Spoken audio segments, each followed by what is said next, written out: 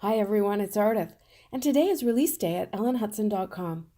This release is one of my favorites. So many fun sets that work on their own or together, and they work great with some of the older items as well.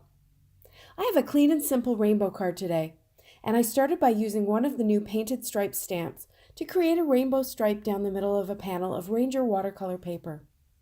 I used a bright rainbow of my Zig Art and Graphic twin tip markers to create a faux watercolor look. I colored a portion of the stripe with the red marker. I spritzed it a couple of times with water, and then I stamped it onto the panel using my MISTI. I repeated this with the rest of the colors, letting them blend and run together a little bit on the paper.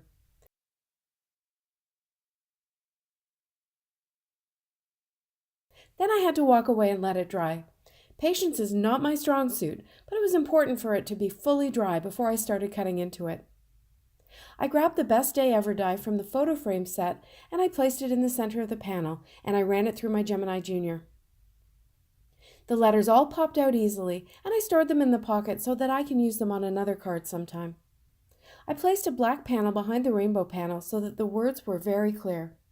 Then I used the largest folk heart die to cut the panel. I left the stripe slightly off center in the longer part of the heart so I could get as much of the rainbow as possible on the heart.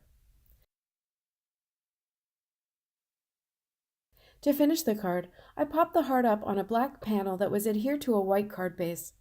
I added 3 of the smallest colored lights droplets for a bit of dimension and shine. I hope you enjoyed this video. This is a very simple technique with a big wow factor that resulted in a dramatic card. Shopping links are below and on my blog. Thanks so much for watching. See you next time.